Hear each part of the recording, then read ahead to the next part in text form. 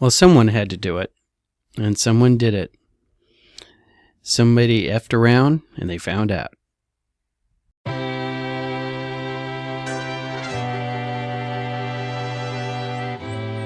Well, hi there. My name is Charles Ray Dawson. I'm the Associate Broker Residential Sales Manager at ProStar Realty. This is the Unnamed Real Estate Podcast, episode 253. And I just realized why I sounded funny. So, how are you guys all doing? So, it is December the something or other right now. I should probably check my calendar. Oh, it's the December 11th. All right. So, hope you guys are all doing well. Hope your Christmas shopping's coming along nicely. We're starting to get magic boxes showing up at the house. I also had donuts. The neighbor brought us donuts, which is really sweet of her. We're trying to stay off the carbs in my household. So, but she also works for the medical profession. So I'm pretty sure she's just trying to drum up new business with diabetes and all that other good stuff. I mean, those medical types, it's like the dentist encouraging you to eat candy, you know, it's like, I know you got a house to pay off, but, oh, what else is going on? Even though the month of the veteran stuff is over, I'm still constantly out and about for various things. We're trying to manage a bar and let our volunteer bartenders know they're appreciated and loved, and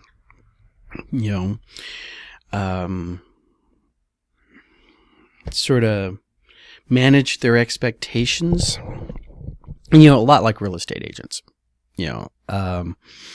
Agents have a lot of different expectations with brokerages, with the industry, with themselves.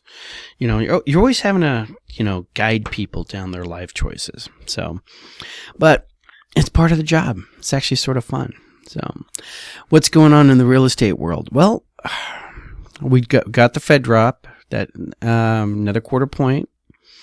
They didn't want to go with a half because of signs of inflation, and then they turned around and said the signs of inflation is because of tariffs. I'm like, all right, well, if it's the tariffs that are causing the inflation, why are we worrying about the rates? Well, it's because they got various little levers, but the one lever they do have control over is that overnight lending rate.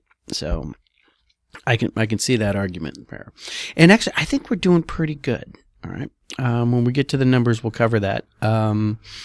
But yeah, could things be better? Things can always be better. But the aspects of home affordability right now, and affordability is a new catchword. You can always tell when some think tank comes out with, this is what our argument needs to be, because everybody starts using this word like out of thin air. Affordability is the new word. All right. Now, we've been talking about home affordability for quite some time. We have various solutions for it. But we also, there's also been a lot of podcasts that have come out discussing these things. And some people just really, comes up in the middle of conversation about how do we deal with this housing authority or affordability thing. Everybody wants to point at something else and say it's not us, it's them. All right. Last year and the year before, we had the big point at the real estate agents going, hey, it's the real estate agents. All right. Then we had that lawsuit, and let's start with that. Can you read that? Florida firm granted $24,000 after their buyer breaks the broker agreement. I told you this was going to happen. All right. Somebody had to pull the trigger first, because contracts are great, but they need to be enforced. And a contract that isn't enforced is just a piece of paper to wipe your butt with. All right. Somebody actually had to go after their buyer after the buyer did them dirty. And in this particular case, and I got this off of Inman, by the way, article was written by Lillian Dickerson, December 9th, 2025. All right. Ecofine Properties, which is a firm out of, I want to say Florida, had a buyer. Buyer comes in, they have a conversation, they say, this is what we're going to do for you, Mr. Buyer, Mrs. Buyer. They don't actually name the buyer in this one. And we're going to go find you houses. We're going to help you through the process. We're going to get you a house. And in return, you're going to guarantee we get paid X amount. In this case, it was a 3% commission. Buyer said, that's great. Buyer signs the contract. They get buyer qualified with the lender. They go out running around looking at houses. Next thing you know, the buyer ghosts them. And then the lender, God bless that lender's heart, tells the brokerage, hey, just so you know, that buyer that's ghosting you, well, they're not ghosting me because they just got an offer accepted with a competing broker, with another brokerage. All right. This has happened so many times over history. All right. These are the buyers who call you up and go, hey, can I see this house you're listing? And I'm like, yeah, sure. You're working with a buyer's agent? Yeah, I am. I just don't want to bother her. She's really busy. All right. In that particular case, it's like, hey, you know what? That's sort of their job. I will show you my listing. I'm not going to show you my brokerage's listing. I'm not going to show you another listing that doesn't even belong to my broker because we don't get paid salary. We get paid on you buying or selling a house. So in this particular case, I don't know why that particular buyer decided to go with a third party. I am pretty sure that was a family member or a relative, because people used to do this all the time. Or I've had people just come up and say, I don't want you to give half my commission to my cousin. Or I'll just take the whole deal to my cousin. All right. This is why we here at ProStar have been doing buyer brokers for quite some time. Just to stop that happening, because what you do is you go whining and sniveling to, your broker, and your broker says, well, that's why we have buyer broker agreements. All right. So anyways, this buyer went and closed on a house. They bought an $800,000 house. All right. And the plaintiff reached out several times before the closing. They got ghosted. So after they closed on that house, they got a notice to appear at arbitration. And the arbitrator went through the whole thing. It's like, was it a clearly defined contract? Yes, it was. Was it understandable to all parties? Yes, it was. Was it in effect? Yes, it was. Was 180 days of that contract excessive? No, it wasn't. Right. And at the end of the day, the arbitrator said, no, you owe him $24,000. So, all right. So Jeff Lichtenstein of Ecofine Properties, thank you for being the first to step up there and actually enforce that. What does that mean to you, the consumer?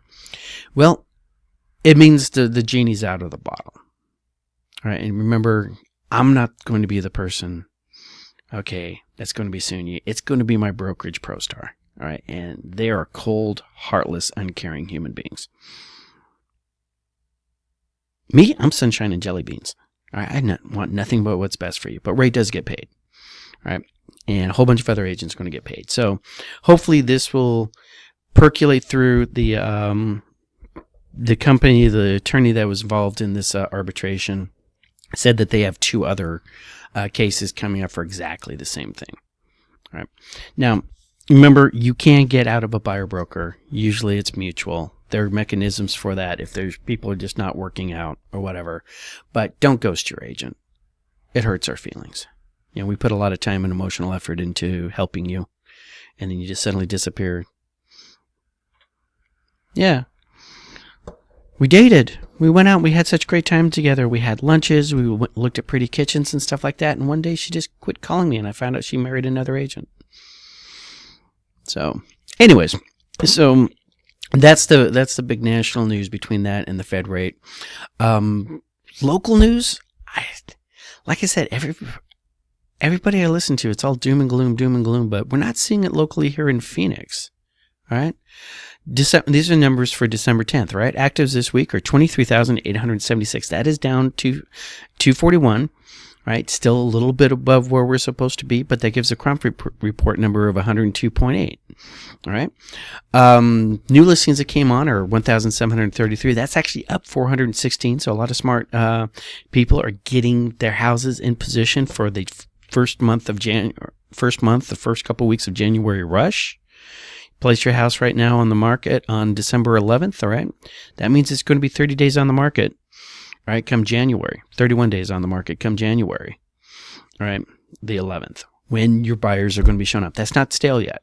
That's not stale, all right? Contracts this week actually also went up to 1,903. That's up at 243. Last little minute rush on that. And closing is 1,434. Coming soon to an MLS near you is 446. And like I was saying, Cromford report numbers was 102.8. Our demand also went up to 84.6, giving us a Cromford report number of 82.3. All right, still trending up. We're all trending towards balance here. Now, normally at this point, I'd be going over to this screen, but sharp-eyed viewers who are watching me on the big screen, which still weirds me out, or on their phone, would realize that this is from December 4th. We've already seen that chart because I don't know why. Cromford ran this on a Thursday. I used it, and now I don't have anything for this week, so my bad. All right, but as you can see, last week everything was trending north. So let's continue on with that.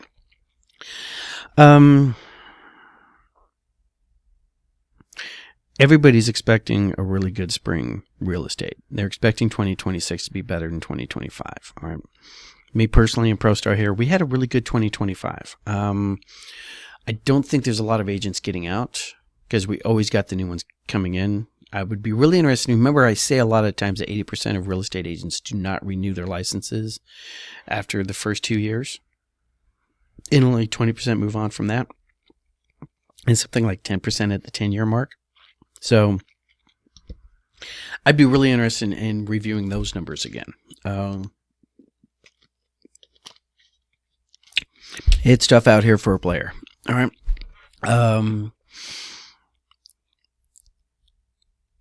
And during the big runs, these big years, like I've been saying, we're almost to normal, but nobody knows what a normal market looks like. All right. We do have, I'm talking the market. I'm not talking housing as a whole. All right. The big thing, various things that I alluded to earlier about every pointing at somebody else and being these guys are the problems. Cromford, on their news page, was talking about this. Some doom and gloomer who likes to write doom and gloom articles about how bad real estate is and stuff.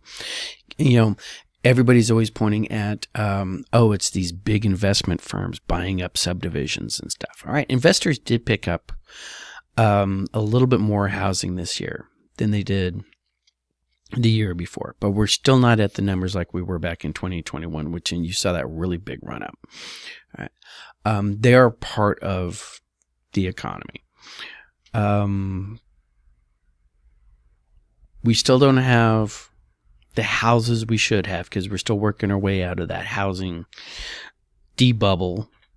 All right, because remember, we had the housing bubble, which was a price bubble. And when that popped, it stopped people from building new houses. Now, people are building new houses, but, it's more expensive to build new houses.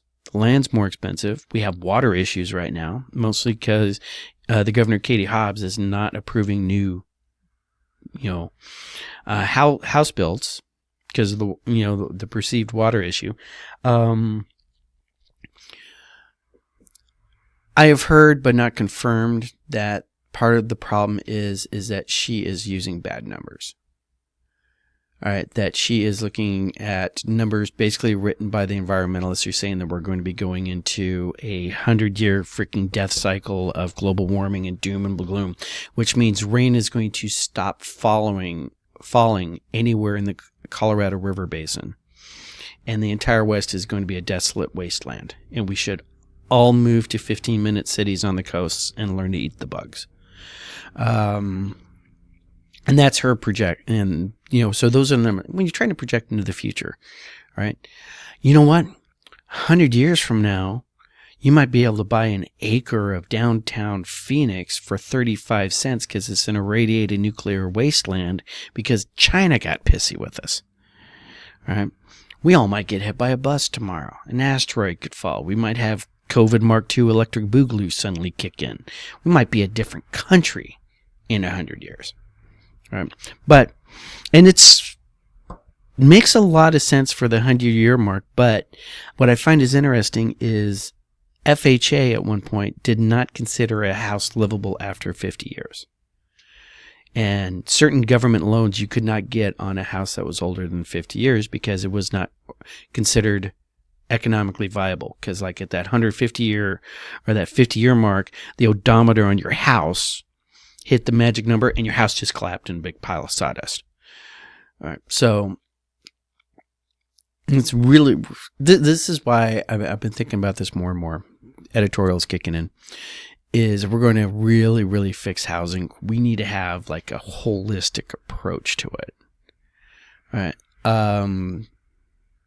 There is a lot of people talking out there on the internet with their own different approaches. Like I said, some of them are just, oh, we got to get rid of BlackRock. You know what we could do, which is a thought, is like, I don't like second homes. I think I've said that. A second home, your vacation home in Phoenix, takes away housing from a family. All right, so you can come down here from Canada and spend your boomer money here in retirement land. I think second, and especially when it's vacant for the next 9 months. So I would like to see a vacancy tax. Like if you have a property and it's vacant, all right, you're paying 5 times property tax on that. I want it painful, right? Or you could sell it and put some in, or rent it out to somebody during that time period. Just saying, all right? If we have a limited amount of housing, why do we have housing over in the luxury side? And I'm not talking $1 billion houses or anything like that. I'm talking that house in Scottsdale that's sitting there empty, that house out there in Sun City Grand sitting there empty, right? 9 months out of the year. It's great.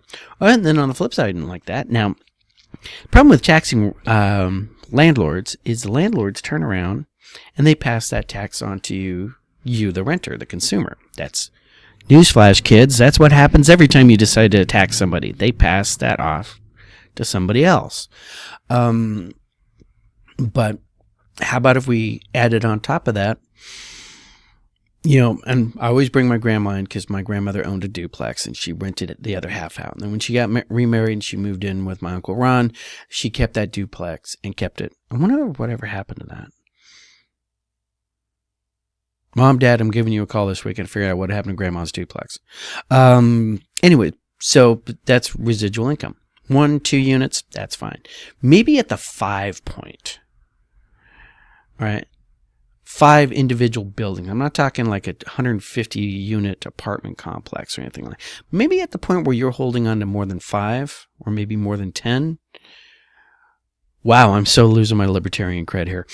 We're going to start having like a little extra, or maybe you could cover that whole thing by you're going to have that much vacancy. Maybe we apply the vacancy rate to second homes. But if you're listed as a rental property, the tax goes up over 5. Like your 6th one is going to cost you a lot, right? Just to try to get that dispersed at some point, it's going to make more sense to liquidate. But the podcast I was listening to stated that when housing became a tradable commodity through REITs, and what I mean by a tradable commodity is you don't actually own the house, but you own the asset. You own a share of the asset, like a stock, a stock in an entity that owns these things. And then all of a sudden, housing became a commodity and not a necessity. So that's another part of our run-up. Just part of the conversation, Dichotomy of Man. Their article came out that was shared with me by our commercial manager, and it was like, oh, there are thousands of homeowners trapped in their houses because they can't get rid of their low interest rates. I'm like, yeah, and I have a low interest rate that you will take from my cold, dead hands. All right, my interest rate is still less than inflation. All right, which means effectively my cost of housing goes down every month because the dollars I pay to make that mortgage payment is less than the month before. I'm sorry the banks are losing money on that. Maybe you shouldn't have loaned that out, but it sounded like a good deal to you at the time. All right. And to be honest with you, the banks probably turned around. They probably borrowed that at like 1.5. So the only people who are getting really, really screwed are the way downstream people. All right. And that's probably the federal government at the end of the day. So, but that churn, term that I mentioned many, many times, all right, people are locked in the houses. How many people do I know in their late 50s, early 60s, no kids living in the house anymore, right? And they're still in a 4 or 5 bedroom house. So they can keep all their shit in there.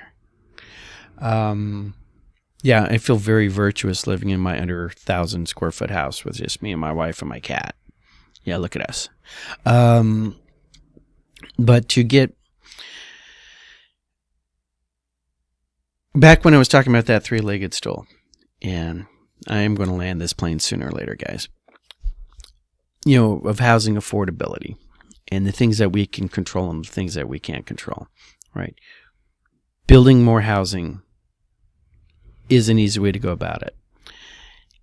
Getting a hold of your local zoning board and choking the life out of them and get them listening to you and not other people. All right. And what I mean by that is starting to zone duplexes, starting to zone fourplexes. All right. Because what's happening in the space that would make a really great little fourplex or something like that are suddenly being turned into townhomes. I actually like townhomes because it's a lot of doors on a small plot of property. All right. Actually, one of my dream lots, a lot that I've been driving by since 2004, 21 years I've been dreaming this lot going, I'd love to own that lot and build my McMansion on it. Zoning board just came up and said, hey, we're going to put 16 townhomes in there. Good use of the property. Best and highest use. I love it. All right. It would have been wasteful if I actually did buy it and put my house, my dream house on that. But it's a good sized lot and I really like the neighborhood. But one of those things, it's for the greater good that we put townhomes on there. What's going to bother me is that those townhomes are probably going to be selling before about $650 to $750 a unit, not necessarily a starter home. Especially when your medium home price right now in Maricopa County is $450. So maybe that's something we need to look into. Right? You want to build a house, you want to sell for more than $450 your new build? Right? It's going to cost you. Right, you, the developer, and will not tax you that rate. And we just tied it. It's like, yeah, 5% sales tax. First time. We tax cars. Get a sales tax for a car. First time new build house. Here's a sales tax. 5% above medium home price. Come up with great ideas when I'm just talking. So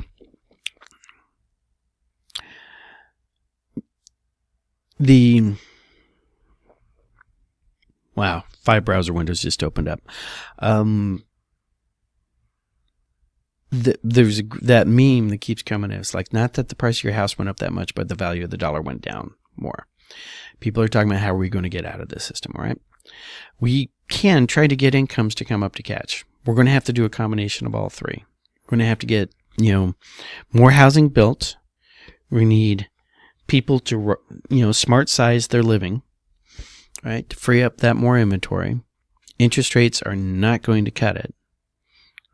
And people are going to have to understand, it's like, yeah, your parents are always squawking about how they bought their first house for 3 times your income, right? And now what was the numbers from last week? I think we're like 5.8 or something like that. 5 times your annual income is your average house.